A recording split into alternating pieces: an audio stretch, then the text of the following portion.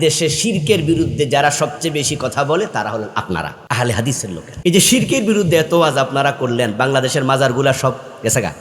আজকে মাইকে ঘোষণা দেওয়ার সময় আমাদের ঘোষক বলছে এখন ওয়াজ করবেন আপনাদের সম্মুখে ডক্টর আবুল কালাম আজাদ বাশার, কোরআন এবং সহি হাদিস থেকে। তো সরদরে হাত কাটা সহি হাদিসে নাই, এটা কোরআনে নাই, তো এই সহি হাদিসের কি খবর 54 বছরে? এই যে শিরকের বিরুদ্ধে এত ওয়াজ আপনারা করলেন, বাংলাদেশের মাজারগুলা সব গেছে গা, কমতেছে না বাড়তেছে? ওই মাজারগুলোতে, এই মাজারগুলোতে মাজারের লোক সংখ্যা কমতেছে না বাড়তেছে? সুদ কমতেছে না বাড়তেছে? ঘোষ কমতেছে না বাড়তেছে? ব্যাপার হলো কি জানেন, ইসলামের দুটি দিক আছে, একটা হলো ওয়াজ আর একটা হচ্ছে আইন। কয়টা দিক আছে? দুটা। আচ্ছা, নবীজি সাল্লাল্লাহু আলাইহি ওয়াসাল্লাম উনার চেয়ে বেশি ওয়াজকে আমরা কেউ জানি, কিন্তু তিনি এত আইন দিলেন মদ খাইলে 80 বেত লাগাও। ফারুক আজম ওমর রাদিয়াল্লাহু তাআলা আনহু নিজের ছেলেকে 80 বেত লাগায় নাই, তো আজকে উনি কম জানতেন। তাহলে বোঝা গেল শুধু ওয়াজ দিয়ে হবে না, শুধু ওয়াজ করলে মাজার বন্ধ হবে না, সুদ বন্ধ হবে না। কোরআনের আইনের কাছে যাও, জমিনে প্রতিষ্ঠিত করো, তাহলে দেখবে কেমনে হয়। সৌদি আরবে কোনো মাজার পাওয়া যায় না, পাওয়া যায় আলহামদুলিল্লাহ, কারণ রাষ্ট্র শিরিক বিরোধী। আর আমার দেশে আমনে আর আমি শিরিক বিরোধী, রাষ্ট্র শিরিক বিরোধী না। বরং রাষ্ট্র পুলিশ পাঠাইয়া শাহজালালের মাজারে উরুস করায়। 8 রশিদে যখন মানুষ গরু নিয়ে যায়, তখন রাষ্ট্র ওই গরু বহনের জন্য নদীর মাঝে ইয়ে দেয়, ওই যে কি বলে বাসটা, ফেরি, রাষ্ট্র ফেরি দেয়। শিরিকের জন্য রাষ্ট্র প্রমোট করে। এই যে বাতি জ্বলতেছে না, আচ্ছা বাতি জ্বালানো অবস্থায় কি আমরা ঘুমাই? নর্মালি ঘুমাই? তাহলে ঘুমটা কম হয়, আমরা বাতিটা নিবাই। আচ্ছা, বাতি নিবানোর জন্য কেউ যদি থাপ্পড় মারে বাতিরে, তাহলে অ্যাক্সিডেন্ট করবে, কারেন্ট তাকে ধরবে। আর সুইচে টিপ দিলে নিরাপদ, বাতিও নিবলো, ঘুমও ভালো, ঝামেলা নাই। নির্দিষ্ট সিস্টেমে যাও। শুধু ওয়াজ করলে হবে না, বই লিখলে হবে না, কথা বললে হবে না। শিরকের বিরুদ্ধে, অন্যায়ের বিরুদ্ধে মাথা উঁচু করে দাঁড়িয়ে যাও, রাষ্ট্রকে ইসলামী বানাও, অন্যায় এমনি চলে যাবে। আচ্ছা, কাবা শরীফে কি হজ করতে আমাদের দেশের সুন্নি মৌলবীরা যায় না? যারা কয়েরি সুন্নি, আসলে তো আমরা সবাই তো সুন্নি নাকি, কিন্তু এরা দাবি করে আর কি। এই যে 54টা বছর চলে গেল, এই আদেশগুলো আমরা মানলাম না, আখেরাতে জবাব দেয়া লাগবে কিনা? এই অনুভূতির নাম ঈমান, এই অনুভূতির নাম ঈমান। আমার প্রিয় ভাই, আল্লাহর কোরআনে আছে আলা লাহুল খালকু ওয়াল আমর, বাংলা তো হলো সাবধান, সৃষ্টি যার, আইন চলবে শুধুই। কথাটা কার বলেন? এটা আওয়াজ দিয়ে বলুন তো, সৃষ্টিকার, আইন চলবে কার? 54 বছর আল্লাহর আইনে বাংলাদেশ কয়দিন চলছে? তো শয়তান মানে না কয়টা? কাদিয়ানি মানে নাই কয়টা? এবার আমাদের কি খবর? ওই হুজুরের কইতাছি, শোনেন, জান্নাতের স্বপ্ন দেখা সহজ, জান্নাত কিন্তু এত সহজ না। পান সাবাইতে সাবাইতে আর চা খাইতে খাইতে জান্নাতে যাওয়া গেলে নবী ইব্রাহিমকে অগ্নিকুণ্ডে পড়া লাগতো না।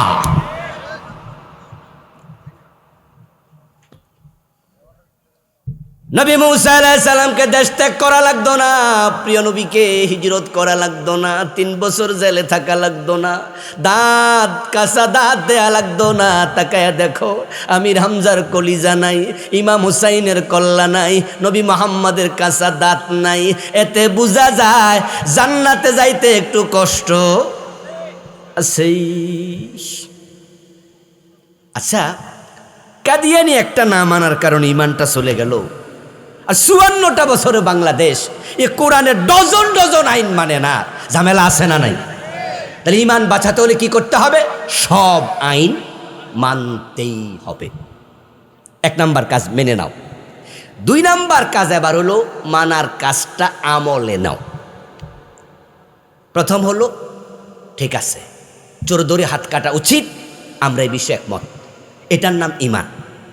এবার চোর ধরে হাত কাটার নাম আমল। আমি কথা বুঝতে পারতেছি? প্রথমটা কি? ঈমান। জেনা করলে 100 বেত দেওয়া উচিত, এটা ঈমান, আমি মানলাম। এবার কেউ জেনা করলে 100 বেত প্রয়োগ করো, এটার নাম কি? আমল। আচ্ছা, আল্লাহর আইনের কথা শুনলে চেহারা কালো হয়ে যায় এমন নামাজি নাই? আল্লাহর আইনের ওয়াজ করলে কই হুজুর মনে রাজনীতি করে লাইতেছে, তো তোমার তো ঈমানই নাই। ঈমান হচ্ছে তোমাকে মেনে নিতে হবে বিসমিল্লাহর বা থেকে মিনাল জিন্নাতি ওয়ান নাসের সিন পর্যন্ত কোরআনে যা আছে সবটাকে একসাথে গ্রহণ করার নাম ঈমান। যদি আপনি সামান্য দ্বিমত করেন যে না আল্লাহর আইন কি দরকার, এগুলো ওয়াজ দরকার কি, নামাজ রোজার ওয়াজ করেন, শুধু জোরে আমিন নাচতে আমিন, হাত এখানে না এখানে, 8 রাকাত না 20 রাকাত। বাংলাদেশে দেখবেন রমাদান আসলে কি ঝগড়াটা শুরু হইব, ফেসবুকে যুদ্ধ শুরু, 8 না 20। ও দোস্ত, তারাবির নামাজে তো নফল, এটা সুন্নায়ে জায়েদা, আমিন বলাটাই নফল, সুন্নায়ে জায়েদা, হাত বাঁধাটাই নফল, সুন্নায়ে জায়েদা। মক্কা গেলে দেখবেন কত আল্লাহর বান্দা হাত বাঁধেই না। চোখে পড়ছে? হাজী সাহেবরা বলেন চোখে পড়ছে? ইয়েস। আপনি যেটা লইয়া শহীদ হয়ে যাইতেছেন, এই যে হেনে বানবেন না, হেনে বানবেন না, হেনে বানবেন, এটা সুন্নাহ। হ্যাঁ, আমরা বাদি, হয়তো কেউ উপরে কেউ নিচে, কেউ যদি না বাদে আমরা বলবো না যে নামাজ হয়নি, এটা সুন্নাহ তরফ। কথা বুঝেন? এখন আপনি বলবেন যে হ্যাঁ হাতে বুকে বাঁধবো, ওকে, আরেকজন ধাক্কায় একটু নামাই দিব, ওকে, হাদিস দিয়ে যদি বলে আমিন জোরে, ওকে, আমিন আস্তে, ওকে, হাদিস যেটা সেটাই তো মানবেন নাকি? কিন্তু হাদিসের স্তর তো সমান নয়, কিছু হাদিস সুন্নাহ, কিছু হাদিস আছে ফরজ। এবার বলুন গুরুত্ব কোনটার বেশি? এখন চোর ধরে হাত কাটার বিধান, ডাকাত ধরে শুলে দেওয়ার বিধান, এগুলো নফল না ফরজ? ওরে বাবা রে, নবীজি বলছে আমার মেয়েরও সারমুনা। ইন্ডিয়ায় এই ওয়াজ দরকার নাই। যদি এটা ইন্ডিয়া হতো তাহলে আমি এই ওয়াজ করতামই না, কারণ হচ্ছে ইন্ডিয়াতে মুসলমান আছে অল্প, সব কি হিন্দু বৌদ্ধ কাফের। কিন্তু আমাদের দেশে মুসলমান কি অল্প না বেশি? 92%। তো কোরআনের বিধান কায়েমের ওয়াজ যদি এই দেশে না করো তো করবাটা কোথায়? যদি কোনো ব্যক্তি বলে কোরআন মানি না, কাফের, বলে কেউ অর্ধেক মানি 15 পারা, বাকি 15 পারা মানি না, কাফের। যদি কেউ বলে 29 পারা মানি, 1 পারা মানি না, ফতুয়া কি? কেউ যদি বলে 1 শব্দ মানি না। এজন্য যারা মোমেন হতে চান, কাদিয়ানি একটা মানে নাই, উপায় নাই, ইবলিস একটা মানে নাই, উপায় নাই। তাই ঈমান ওলে মরতে চাইলে পুরা কোরআন মানিতেই হবে। এখন আবার যারা একটু বেশি চালাক তারা কইব হুজুর আমরা তো কোরআন পুরাটাই মানছি। আচ্ছা পুরাটা মানলে তাহলে এই দেশে ইসলামের আইন গেল কই? বিচার মানি। যদি আল্লাহর এই জমিনে আল্লাহ দিন প্রতিষ্ঠার জন্য আমরা একমত হয়ে যাই, 92% মুসলমান লাগে না, 51% একমত হলে আগামীর সংসদ কোরআনের সংসদ হয়ে যাবে।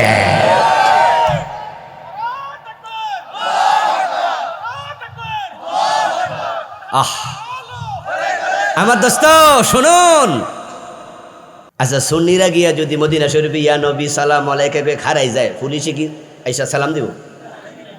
বাইরাইয়া কথা বোঝেন না? এই যে হেয়া না যাই আমরা 10-12 জন মিলে ইয়া নবীকে খারাইবে না দিব পিঠা? খেয়াল করেন, রাষ্ট্র যখন অন্যায় বিরোধী হয়, অন্যায় করার পরিবেশ আর থাকে না। এখন আপনারাই বলেন এমন ইসলামী রাষ্ট্র দরকার আছে না নাই? যদি কাজ না করেন আল্লাহর কাছে আপনাকেও জবাব দিতে হবে। এখন কি শিরকের কথা বলেছি না শুরুতে, যে আপনাদের মাঝে আমাদের মাঝে সব জায়গায় ঢুকেছে, ওই শিরিক না বুঝার কারণে ঝামেলা। আমার দোস্ত, পীরের পায়ে সেজদা দিলে কেন শিরিক হয়? উত্তর হলো সেজদার মালিক কে? পীরের কাছে সন্তান চাইতে যায়, মাজারের কাছে ছেলে মেয়ে চায়, এমন লোক আছে না নাই? মাজারে সন্তান চাইলে শিরিক হয়, কারণ সন্তান দেয়ার মালিক কে?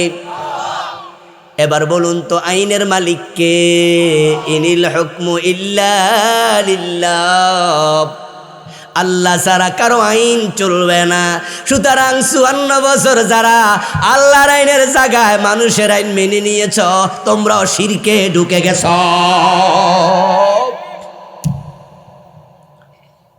ওয়াকাদা রাব্বুকা আল্লা তা'বুদু ইল্লা ইয়া, রবের ফয়সালা আল্লাহ ছাড়া কারো ইবাদত করা যাবে না। তাই অন্যকে সেজদা দিবা, অন্যের ইবাদত করবা, মুশরিক হয়ে যাবে। আল্লাহ বলেছে সন্তান আমি দেই, ইয়াহাবু লিমান ইয়াশাউ ইনাসা ওয়া ইয়াহাবু লিমান ইয়াশাউ যুকুরা আও ইউযাব্বিজুহুম যুকরানা ওয়া ইনাসা ওয়া ইয়াজআলু মান ইয়াশাউ আকিমা। তিনি যাকে চান ছেলে দেন, তিনি যাকে চান মেয়ে দেন, তিনি যাকে চান দুটি দেন, তিনি যাকে চান একটিও দেন না। সন্তান দেয়ার মালিক কে? এজন্য অন্যের কাছে চাইলে শিরিক হয়। তো আইনের মালিক আল্লাহ, আল্লাহ ছাড়া অন্যের আইন যারা মানছ, তোমাদেরও ঈমান আনতে হবে নতুন করে।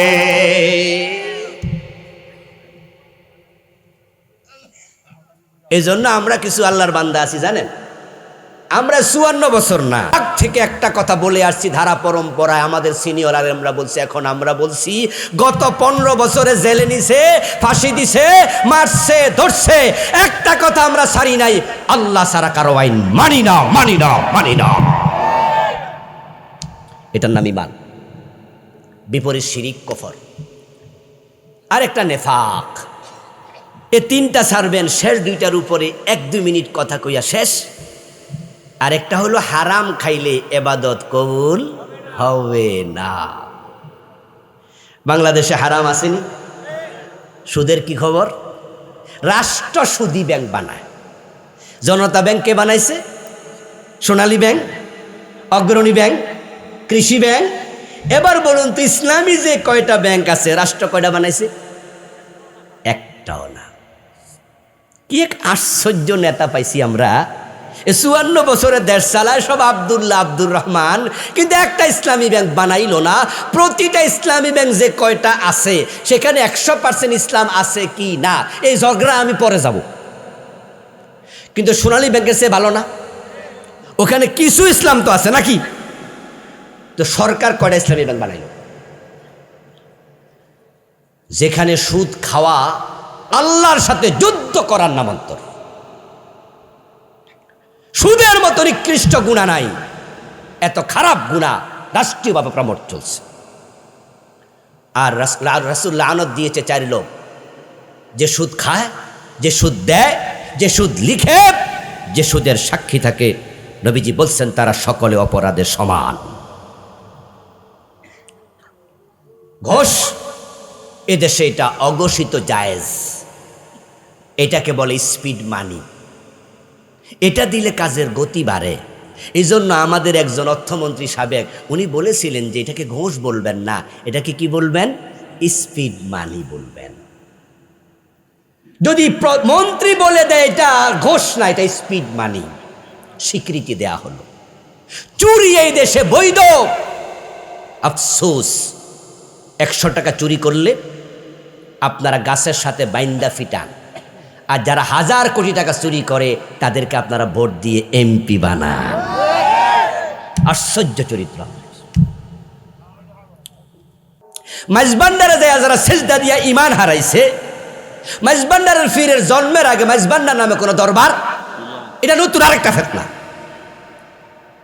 পৃথিবীর বিভিন্ন জায়গা থেকে নতুন নতুন ফিতনা আসবে, আর মানুষের এক একজন এক এক জায়গায় ফিতনায় পড়ে বেঈমান হবে।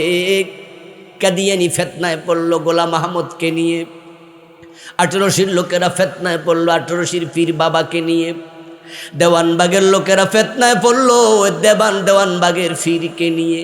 এমন কথা বলতো, এমন জঘন্য কথা। একটা ভিডিওতে দেখলাম, সে বলতেছে তোমরা এই চেয়ারের মাঝে যাকে বসা দেখছো, আর সে গেলে তাকেই দেখবে।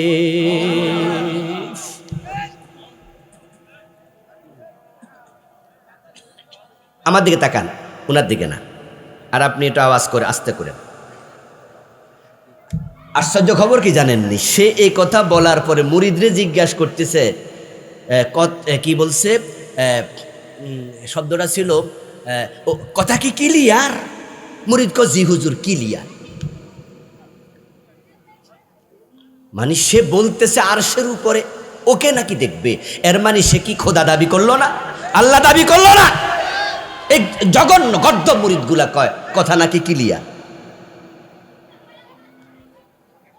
আমার বন্ধু, ফেতনা গুলো নতুন নতুন আসবে। কুফরির ফেতনা ঈমান চলে যাবে, শিরকের ফেতনা ঈমান চলে যাবে, মুনাফিকের নেফাকের ফেতনা ঈমান চলে যাবে। তিনটা অপরাধ করা যাবে না, এই তিনটা করলে ঈমান আমল থাকে না। আচ্ছা, এখানে কেউ কাদিয়ানি নাই, যার কারণে কাদিয়ানির বিরুদ্ধে কইয়াও লাভ নাই। আত্মসমালোচনামূলক কথা ভালো, অন্যকে কাফের ফতুয়া কইয়া তো পার্সোনাল আমাদের কোনো লাভ নাই, কারণ ও বেটার কবরে আমি যাবো না, আমার কবর ও বেটা, বরং প্রত্যেকের আমল তাকে হিসাব দিতে হবে। এই জন্য নিজের কুফরি আছে কিনা এটা খুঁজে দেখা সবার আগে দরকার, ঠিক কিনা? এখানে আমি আসতেছি একটু পরে। ইবলিস শয়তান মোমেন না কাফের? কাফের। সে আল্লাহর কয়টা কথা মানে নাই? যারা জানেন বলেন না কয়টা? আদমকে সেজদা করো, আবা সে অস্বীকার করলো, ওয়াস্তাকবারা অহংকার করলো, ওয়া কানা মিনাল কাফির, সে কাফের হয়ে গেল। এ হলো কোরআনের আয়াত।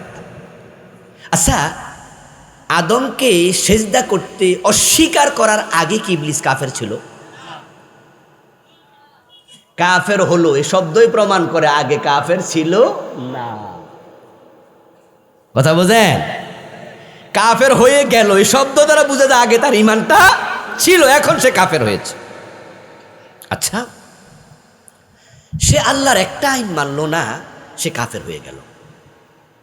কাদিয়ানি নবী মুহাম্মদকে শেষ নবী, কোরআনের মেসেজ, খাতামান নাবিয়্যিন মানলো না, কাদিয়ানিরও কাফের হয়ে গেল। এবার আপনাদের কাছে একটু আসি, চোর ধরে হাত কাটো এমন আইন কি আল্লাহর কোরআনে আছে? 54 বছরে কয়দিন মানছেন? মানেন নাই। জেনা করলে 100 বেদ দিতে হবে এমন আদেশ কি কোরআনে আছে? এই আইনটা ইসলামের আইন কিনা?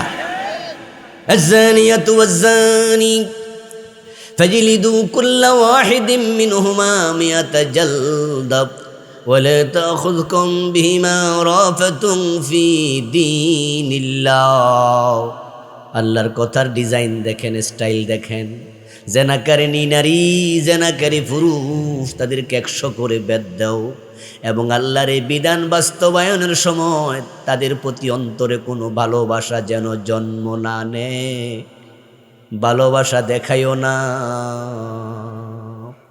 100 মানি 190টা দিয়া ছাড় দিও না। আরে প্রাইমারি স্কুলে যখন মক্তবে আমরা পড়ছি, পড়াইছি, ওস্তাদরা মাঝে মাঝে বেয়াদবি করলে কইছে না, এই তুই খারা 10-12 ভোট নিল কানে ধরে, এমন ঘটনা ঘটে নাই? তো যখন আপনি ভোট নিল 4-5 বার দেওয়ার পর ওস্তাদ কইছে যে ঠিক আছে থাক, এই আর কিন্তু দুষ্টামি করিস না বয়।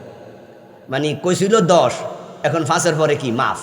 আল্লাহকে আমি কইছি 100 মানে 99 না, 100 মানে 98 না, 100 মানে। আর আপনারা 54 বছরে কয়টা দিছেন? আল্লাহর কথার ডিজাইন কত শক্ত। নবীজির কথার ডিজাইন দেখেন, যদি আমার মেয়ে ফাতেমা চুরি করে আমি ফাতেমার হাতটাও কেটে দেব। কত শক্ত কথা।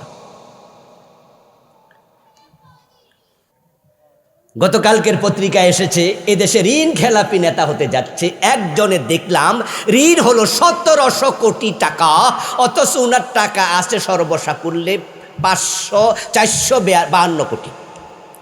452 কোটি বা ধরেন 500 কোটি আছে, 1700 কোটি টাকা রাষ্ট্রের কাছে দেনা, অথচ তার নাকি মনোনয়ন বৈধ হয়ে গেছে। 1200 কোটি টাকা লুণ্ঠনকারী চোর। দেশের টাকা মানে আপনার টাকা, আমার টাকা, ঠিক না? ব্যাংকের টাকা মানে কি আমাদের টাকা না? আমরাই তো রাখছি ব্যাংকে। সরকারের টাকা আলাদা কোনো টাকা আছে? আচ্ছা, যে বেটা এমপি হওয়ার আগে 1200 কোটি টাকা মাইরা বসে আছে, যদি 100 টাকা চুরি করলে লাড়ি দিয়া ফিরান, হেরে কি দিয়া ফিরান উচিত? কিন্তু দেখবেন যে হতে পারে সে কি হয়ে যাবে। এই যে সে এমপি হবে চোর, ভোট দিছে কারা? ইন্ডিয়ার লোকেরা, পাকিস্তানের লোকেরা। এই আমরাই। দোস্ত, হারাম খাইলে ইবাদত কবুল হয় না। কালা রাসূলুল্লাহ সাল্লাল্লাহু আলাইহি ওয়াসাল্লাম, মান ইশতারা সাওবান বিআশারাতি দারাহিম ফীহি দিরহাম হারামিন লাম ইয়াকবালিল্লাহু লাহু সালাতাহু মা দামা আলাইহি। প্রিয় নবী বলেন, 10 দিরহাম দিয়ে কাপড় কিনেছো, 9 দিরহাম হালাল, 1 দিরহাম হারাম। ওই 1 দিরহামের কারণে 1 রাকাত নামাজও আর কবুল হবে না। ذكر الرجل يطيل السفر أشعث أكبر ويمد يديه إلى السماء فيقول يا ربي ومطعمه حرام ومشربه حرام وملبسه حرام وغذي بالحرام أن يستجاب لذلك رواه مسلم। কাবার সামনে দাঁড়ায় দোয়া করে, মনে মনে ভাবে সব দোয়া কবুল। নবী বলে, পেটে হারাম, গায়ে হারাম, খাইছে হারাম, পানির বিল যে দিছে, বিদ্যুতের বিল, এটাও ছিল হারাম। তুমি কাবার সামনে দাঁড়ায় দোয়া করলো, হারাম খাইলে দোয়া কবুল। এখন আপনাদের নবী আমাদের সুদ গোশ হারাম আসেনি? ওজন কম দেওয়ার মতো লোক, মালে ভেজাল দেওয়ার মতো লোক আসেনি? আজকের মাহফিলে 2-4 জন আসেননি? আপনার আমল কবুল বন্ধ। হাসরের ময়দানে গিয়ে দেখবেন আমল নাই। লাস্ট বেদাত। আমার লেখা আলহামদুলিল্লাহ 9টা বই আছে। এই বইতে আমি 38টা বেদাত লিখছি। যে শিরিক নিয়ে কথা বলেছি, এই বইতে আমি 29টা শিরিক লিখছি। কুফর লিখেছি এই বইতে 56টা। ওই যে বলেছিলাম না, কত যে ফিতনা ঢুকেছে, কোনটা যে কুফর, এলমের অভাবে আপনি হয়তো জানেন না। 54 বছর ধরে একটা কুফরি পুরা বাংলাদেশকে ঝাঁসরা করে ফেলতেছে, লাখো কোটি মানুষকে কাফের বানাইছে। ওই কুফরটার নাম হচ্ছে ধর্মনিরপেক্ষ মতবাদ। এটা কুফর। সেকুলারিজম, এটা কুফর। Secularism, the believe religion should not be involved with any ordinary and social activity of a country. আমি ক্যামব্রিজ ডিকশনারি থেকে বইতে আমি লিখেছি এই ডেফিনেশনটা। সেকুলারিজম হচ্ছে এমন বিশ্বাস, রাষ্ট্র এবং ব্যক্তি আলাদা, ধর্ম এবং রাষ্ট্র আলাদা। রাষ্ট্র আলাদা, ধর্ম থাকবে মসজিদে, ধর্ম থাকবে মাদ্রাসায়, রাষ্ট্রে ধর্মে কোন নাক গলাবে না। অথচ আল্লাহর বিধান হচ্ছে উদখুলু ফিস সিলমি কাফা, তুমি থাকবে যেখানে, ইসলাম থাকবে। তো যারা সেকুলার তারা সব কাফের হয়ে বসে আছে।